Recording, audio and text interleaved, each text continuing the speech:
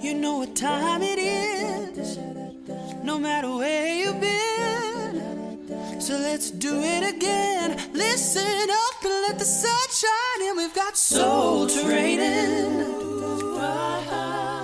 Time to practice what you preach. Ooh, yeah. Yes, we do. We've got soul training. And here's Daniel, Alan, and Joe. Okay, don't give the easy response or easy answer, but Daniel, you go first, then Joe. But don't say your wife and children. Don't say your home or your vehicles or your jobs or this is. I want you to be selfish. What is something that you really, really value? Something I really value. Yeah, but it's got to be selfish. Nothing noble. Right. Yeah. Don't. I know that one time if we could go back in time, I wanted to go see peanut butter being made, and you wanted to see Jesus ascending to heaven, and kind of dwarfed my response. So don't do that. Don't be noble. Okay. So something that is not noble that Right. I value. Yeah. Something you use every day. Okay. I value a good pillow. Getting a good night's sleep means a lot more than it used to. Really? Yeah. Okay. That's definitely not noble. That's good. Joe, what's something? How about you? Well, I'm asking the questions here. Okay. I'm joking. Joe? Well, I've got three guitars Okay. that mean a ton to me. Okay. There you go. One I've had for, goodness, nearly 20 years. One I worked and saved and scrimped and did everything I could and finally bought. That's an expensive one. And another one my wife gave to me on my 40th surprised me. And all three of those mean a lot to me. What kind of guitars are they, real quick? I've got a G&L ASAT. Those in the guitar world will know what that is. I've got a Paul Reed Smith Custom 22, and I've got a Taylor 314 acoustic. You a Telecaster? The G&L is like a Telecaster. I'm a Tele guy. Okay. The G&L is like a Telecaster. After Leo Fender sold Fender, he started G&L. Okay. And so it looks like a Telecaster, but it's not. Seafoam green with glitter sparkles. Wow. Pretty sweet. You let me play them or something. Yeah, maybe. We'll see. Since Joe threw out three things, he just opened the door. I got three things too. I'm selfish. Every morning I like a good, strong cup of coffee. First thing in. Oh yeah, coffee. That's what I should have said. In the morning. So That's your prized possession is coffee. You guys should live a little. Coffee, and then recently, I'll do this for you, but it's my new Click. It's my new Click reader glasses. And thirdly, this one, a good ink pen, or several good ink pens. I go back to my childhood days. My mother and my dad were big ink pen writers, and so I have a taste for really good ink pens. And I was actually I received one during our local jail ministry during a baptism here recently from an attorney who was visiting a client there. So I was just kind of that's just pretty much it. So it's one of my new toys right now. Pretty expensive pen, but most of the time I put these things up, but I'm using this one because it was a gift. So if you get a nice ink pen, is it one of those things where you just can't wait to write something down? Yeah. You're waiting for some good information so you can take notes. Right. Yeah. I mean, just something I can use. And I'm going to bore you just real quick, but things I value. I've got some really prized ink pens that I keep quote unquote put up. And I've got others that are kind of like in my next line of defense, like I'm going to use. So I take turns every now and then using those.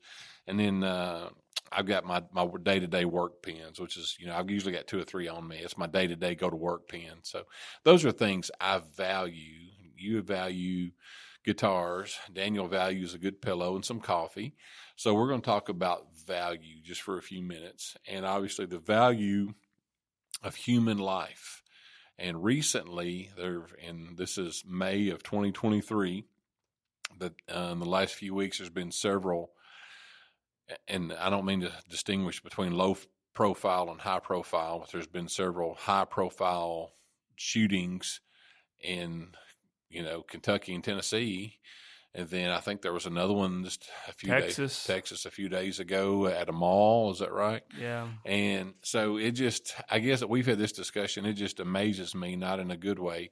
It just amazes me that people are just mad at something, mad at a group, or mad at depressed. I know that's a huge mental health issue, but where you can just roll up at a mall and get out and start shooting people. So when it comes to value, I worry about our society continues to value human life less and less and less. And we should put a disclaimer. I'll say the disclaimer is this is not a political discussion, because this is something anytime there's a shooting, within minutes, you can turn on various channels and there's a gun rights argument, then there's a mental health argument, and people are just pointing fingers and blame. We're not trying to do that. That's not who we are.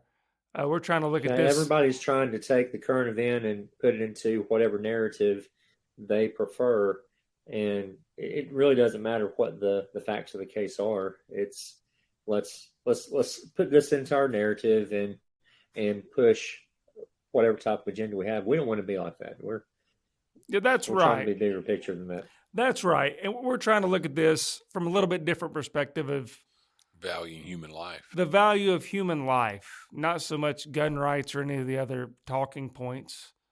That was my disclaimer. I didn't mean to interrupt you, but I did want to get that out there before so I check our email account, and I didn't want to check and have hate mail coming in. And of course, when we think appreciate you filtering that for us. Yeah, anytime. Valuing human life, we always go to Genesis chapter 1, verse 26 through 28. I'll just read this real quick and then let Daniel and Joe, you all kind of chime in to when it comes to God, that God made it clear in the very first chapter of the Bible that he made human life unlike all other life on earth. And this comes from a quote from Apologetics Press, an article from July 2011. After creating plant life on day 3 and animal life on days 5 and 6, God said this: "Let us make man in our image, according to our likeness. Let them have dominion over the fish of the sea and over the birds of the air, and over the cattle, over all the earth, and over every creeping thing that creeps on the earth." So God created a man in his own image. In the image of God, he created him. Male and female, he created them. Then God blessed them, and God said to them, "Be fruitful and multiply. Fill the earth and subdue it. Have dominion over the fish of the sea, over the birds of the air, and over every living thing that moves on the earth." And that comes from Genesis chapter 1, verses 26 through 28. So we already see that God created man in his image, and he gave man an immortal soul, Genesis 35:18. And the last point I'll make is, according to this article, it says he made man inherently more valuable than all other life on earth, Matthew 6:26 through 30. So we see how God values life and how valuable life is to God, and so it should be valuable to us too. Well, not just that, and man, sorry. So allergies are pretty terrible nowadays in Kentucky, and I've been struggling, so sorry for the raspiness and the clear my throat. But anyhow, John 3:16, right? For God so loved the world, he gave his only begotten son. We have value to God. We should be valuable to each other. We should have that value there. But if you look back through the Old Testament, and this is something that critics of Christianity will point to, is that they say God is brutal and he doesn't value human life because of all the slaughterings and the floods and different times throughout history where life was taken. Daniel, we'll throw the ball to you. How would you answer those folks that say, well, why should we have such value for human life? Why should we put human life on a pedestal whenever God himself wasn't even doing that in the Old Testament? That could be its own standalone podcast episode, talking about the vengeance and brutality and stuff like that you sometimes see in the Old Testament. And some of that stuff gets taken out of context. Really, there's only a couple of periods in Israelite history where you had that type of conquering and bloodshed. It's not like it actually went throughout the whole time of the Old Testament. So if you actually go down and isolate those things, it's much less widespread than you might initially get the appearance of. And a lot of that came in judgment of those societies, like when the Israelites were conquering the Promised Land. God was using them to the Canaanites that were there before were immensely wicked people. They'd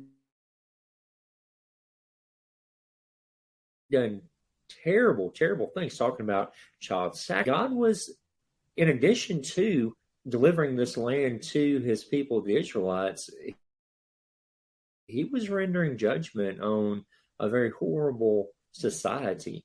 And so that was part of that. But thinking about what Alan said and where we really place as Christians, as Bible believers, the root of human life for us is the image of God, Imago Dei. It's that whole. See, for many people in the world, life is valuable because it's useful. There's a utilitarian aspect to it. So if life is enjoyable, if life doesn't involve a great amount of suffering, then that life is valuable. If life is able to contribute to society, that life is valuable. And it's all about what it does rather than having intrinsic value. But there are things that we value just because they have value in and of themselves. It's not just because of what they can do for us. Think about the things that you might set up on your shelf or put in a display case or something that you proudly have for guests to come in and see. It's that, but for us, it's the image of God being stamped upon us that makes the human life intrinsically valuable, even if that life is suffering, even if that life has a lot of trials and tribulations, even if that life is inconvenient to society, to their family, to other people. That life has intrinsic value in the Christian mind, in the biblical mind, because it's stamped with the image of God. It's kind of like paper money. You guys still have paper money? More and more people getting away from it. But did you know do either one of you know the largest bill in U.S. circulation? Is it $1,000 bill? Even more so. The largest, we don't make them anymore, but there are some in circulation, so you could find one. It's still legal tender. I had to look this up. I didn't know. But there's a $10,000 bill. You say 10,000? 10,000. That's right. Anybody know whose picture is on that $10,000 bill? Oh, my. Let's see. You will never guess. Seems like one time I had a $3 bill that had Bill Clinton's picture. Is that right? I don't know that one's legal. I don't think tender. that was a legal one. But anyway, the $10,000 bill has Salmon P. Chase on it. That's President Lincoln's Secretary of the Treasury. Salmon P. Chase. So there's your useless. Well, just a little fact. more tribute. We had the Salmon P. Chase Law School at Northern Kentucky University, I think. Okay. All right. That Touche. sounds like touche. That sounds like a prank. Mr. Chase was like, "I'll show him." He's on. Yeah, it really does. Yeah, he's on the back of a 5. I'm going to put my face on the front of a 10,000. So you've got good. That's good, Daniel. When the composition of a $1 bill and a $10,000 bill, they're made out of the same material, the same ink, the same assume the same fiber blend was used for each of them. So there are a lot of similarities, but what makes one much, much more valuable than the other is the image stamped upon it. Life is sort of like that by the biblical mindset. All life has value, but human life has exceptional value, much like that that Simon P. Chase bill has exceptional value because he and his accompanying artwork there is stamped on it. We have the image of God stamped on us. So life is valuable. Human life is valuable because of that divine spark, because it has the image of God that is being carried with it. And that makes it worth so much more than any other life. Apologies to those that are devout animal lovers. Animal life is great, but human life is of higher intrinsic value. It carries the image of God. But if you are not human value, it's going to come from something entirely different. And that is the root of all of these societal ills that we've kind of been talking about, whether you're talking about mass shootings or murders or crimes or abortion. It's because their value for life is something different from the intrinsic value that the Bible gives it. Does that make sense? They have a skewed view of life. Yeah, absolutely. Go ahead, Joe. You look like you were itching to say something, Alan. Well, I was just going to say that Daniel already he touched upon the point I was going to make, that that's the root of the ill will or ill, I guess, symptoms of society, is where people are getting their information. Thus, they don't value, a few years ago, and this is not a political statement. I remember you would hear a lot about workplace shootings, or something would happen, or road rage, those kind of things. But that was a result of people getting caught up in the heat of the moment. But I think what separates people who value life and Christians is, you're going to have conflict with someone and those kind of things. But you realize that we have a higher calling, that even when we don't like someone, or that we can't just go harm somebody physically or worse. Of course, also I know that there is a mental health component that's kind of, that it's hard to attack as well. It's just such a dynamic. But Daniel is right that the overall arching problem is that people just don't. They just view, if we're as equal as Rover, or whatever your animal's name is, then that's where the problem is. And I've seen people assign human characteristics to an animal, and I'm pro animal as long as they're outside the house. Don't offend anybody. That's just my opinion, my house. And but there's obviously a spiritual and physical difference, because that's what God said so. And so I just feel like that a lot of people just simply are not valuing the way they think. They're valuing life. Well, let me. Sorry, I keep clearing my throat. So let me bring this scenario up to you, though. And I agree with you. In our current day and age, I think there's a shift away from not just Christianity, but organized religion as a whole. People have replaced God with themselves, or with their politics, or their affiliations. Aubrey Johnson talked about it, this next generation. It's almost like a social gospel, that they've replaced. And if I can do enough good works, then I can think and behave the way I want to. You're right. But what I was saying is, who was the first murderer, Alan? Well, Cain killed Abel. Cain killed Abel. Cain was a believer. He knew God. He talked to God. God talked back to him. Goes back to self-control and choice. And he still killed Abel. And so, yeah, I believe that part of our issues right now is definitely there's a movement away from religion. But you can look in Genesis chapter 4 and see where Cain was talking to God, knew God, personally, yet he still took another life and didn't value that life, just because sin was had taken over. So how do you approach that, Daniel, based upon what we've been talking about?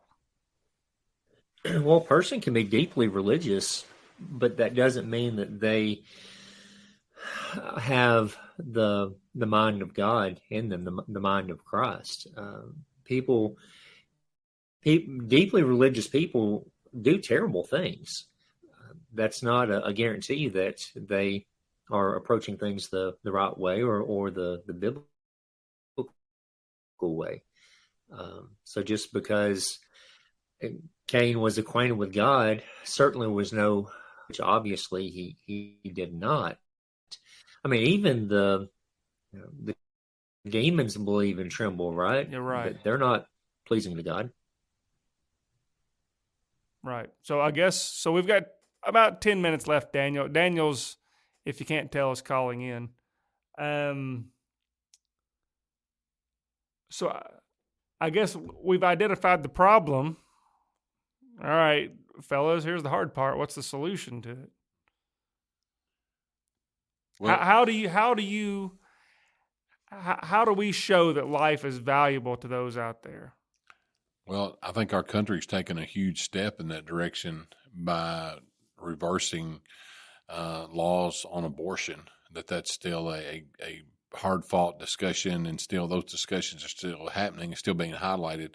I think legally that from our law system, our system of laws, that that's a place for us to start as a society.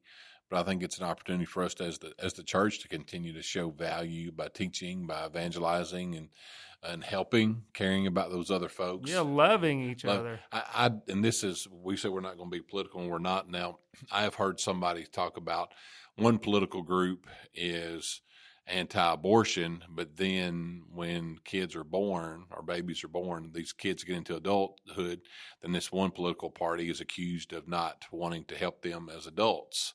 You get into all of that. So I think the church, we have an opportunity and an obligation to help those in need and those who are from a lower demographic who seem to have, say, more abortions, maybe. So I think the solution is, continue to encourage our legal system through our representation to have those discussions to make sure our laws are in place which prohibits abortion. And I think find ways to show love in our community. And, I'll speak here, our congregation, I know not personally, but I've observed that our congregation, our leadership here has actually assisted folks with mental health counseling. They have assisted them. I think you gotta acknowledge that component as well. And the church needs to help with that. And I think, and it's happening, I think in a lot of places. So for me, that's my 3-prong response. I feel like the mental health stigma, there's been loads written on that, but I feel like that is lessening. People are more open to talking about mental health than they were, say, Sure. 5 years ago. Well, I agree. But I just think that congregations need to step up to the plate. And I once, I'll let Daniel give an answer. I met a minister down in Mississippi at a summer camp, and he said his congregation, I think it's one day a week or like 4 hours a week, that they actually employ a mental health professional who will come to their, or contract with that person, will come to their congregation. You make an appointment, and it's done in private, confidential. It's confidential, and you can come talk to that person at no cost to you if you're a member there. Good. And that's, you get 4 hours a week. I mean, the church does, and but the congregation stepping up to address that. I think the folks who commit a lot of these heinous crimes and acts, there's always a mental health component too. So, and you can't fix it. We're not built to fix every single thing, but I think we have to at least start. Yeah, you're talking about mental health and the stigmas with it. I agree that a lot of that is additional. Here at college, these college students, man, they will talk about mental health. They will reveal mental health issues to you very, very freely. They're they're happy to talk about that. They spend a lot more focus on that than people our age and older ever did. I think that's good. I think it's good too. Overall, there are pros and cons, but overall, I think it's a good thing. I think something that's good that would help society as a whole. We talked about this a little bit tonight, Alan. Everybody's so isolated. The more time you spend with other people, getting that social interaction, the more you're going to value human life too. I mean, if you're sitting in your room by yourself on your phone 15 hours a day or whatever, never talking to anybody, never having that reaction. I know you threw out number 15 hours, but you're not too far off. You're pretty accurate. What's the? I think, I mean, I know a lot of adolescents and a lot of kids who will come close to spending, especially as we enter into the summer, they'll spend double digits hours on a screen. So you're not too far off. Absolutely, yeah. Yeah, but I think we were talking about this tonight with our wives. Alan and I were. They wanted to know, because a little inside baseball to the listener here. This is a 30-minute program. It takes us, an hour and a half, 2 hours to by the time we talk about how everything's going and actually record and all the tech issues I seem to always have. It's time well spent. But it is time well spent to me. I work alone from home. I'm alone all the time, so I really enjoy the social interaction. Now, Alan, on the other hand, he's been up since like dark 30, and working. He's ready to go home. But okay, and just before Daniel answers Joe's question, but I just shared an article tonight in class. It's entitled "Welcome to America's Loneliest Era," and there's a subtitle that says, "Why are people across the country struggling to form meaningful connections?" And it goes back to, it's all kind of tied together, that if you don't have meaningful connections, then you're more apt to deal with depression and not being able to deal with failure and deal with challenges of life. I mean, and if you are depressed, you have to force yourself to work your way out of it. Sure. Because it's real easy just to sit there in it. You got to force yourself to go out and do things and be around people. I'll share, Daniel, he mentioned on the college campus that he's on about how more people are more open to talking about their mental health issues. I'll share something that may help you all or help the dear listeners.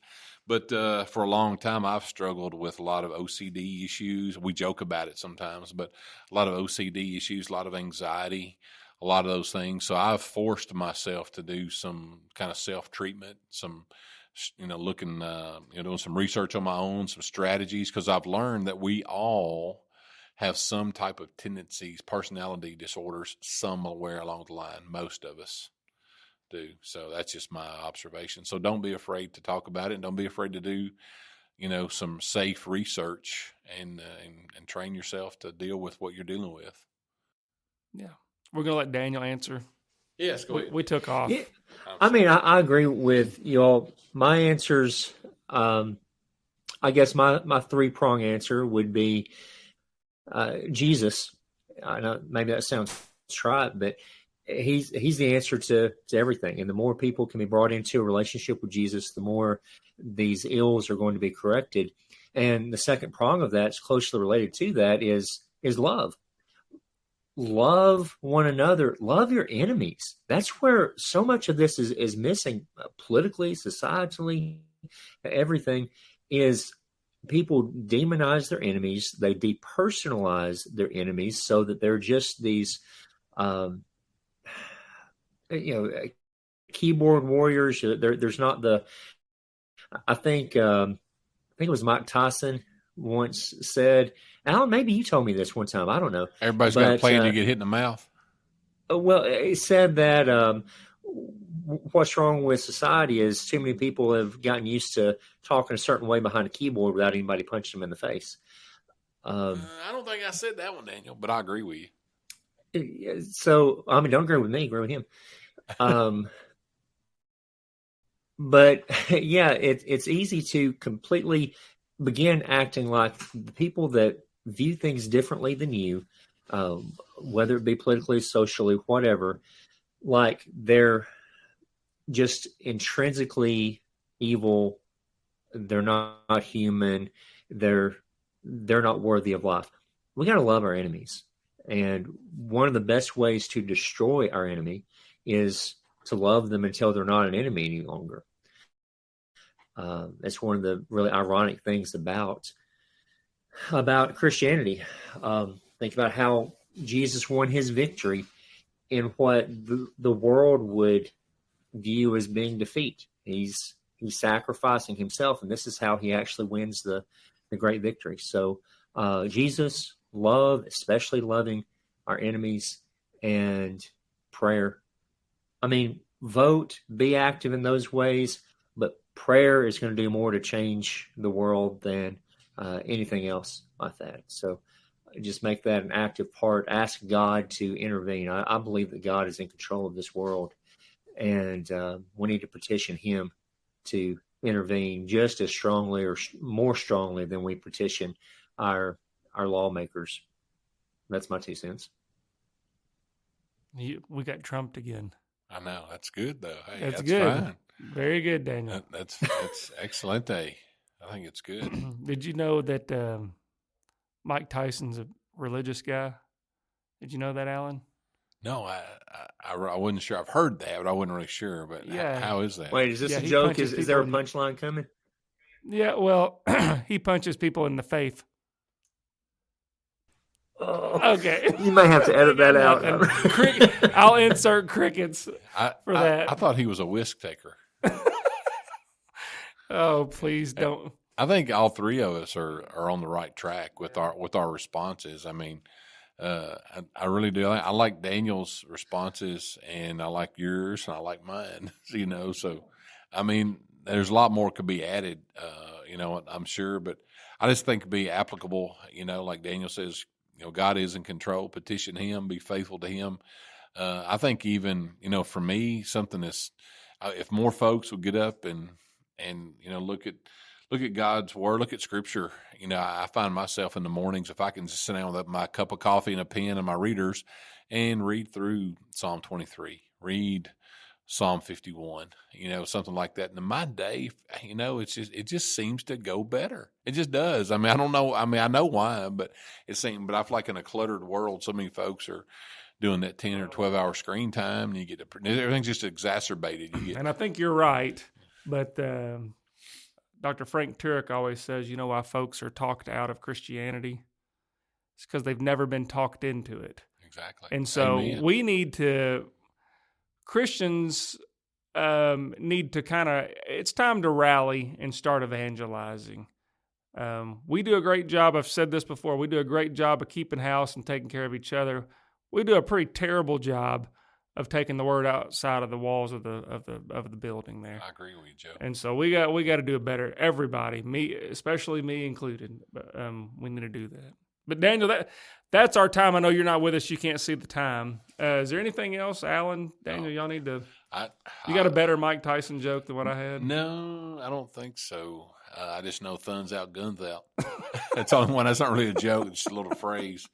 But I think this in and of itself could be a whole nother discussion, because it's such a dynamic thing with valuing life. We know God values life, and we should too.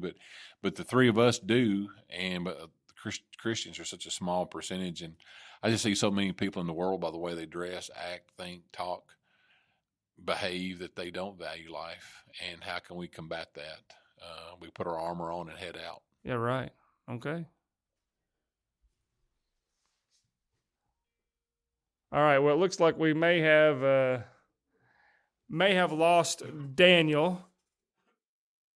Okay. Well, then I don't know if the listener can hear that, but I will go ahead, unless you want to do that. You want to try the outro for the first time, Alan? Dear listener. Dear listener, no, I can't do it. Daniel's the guy. I'll do it. Daniel can't do it, so I'll do it. Dear listener, thank you so much for your time. We appreciate you being with us. Hopefully the things that we've talked about are thought-provoking, and we weren't here to solve the gun control issue. That's not what we're here to do, but we are here to preach love and preach Christ to our listeners. So we thank you for joining us. We thank you, Daniel and Alan, And I'll, who else? Oh, the elders at the South Green Street Church of Christ. I hope I never have to do an outro ever again. We thank you so much for this. And keep soul training. Soul training. Time to practice what you preach. Ooh, yeah. Yes, we do. We've got soul training. To learn more, you can email us at soultrainingpodcast@gmail.com, or you can write to us, P.O. Box 503, Glasgow, Kentucky, 42142. That's Soul Training.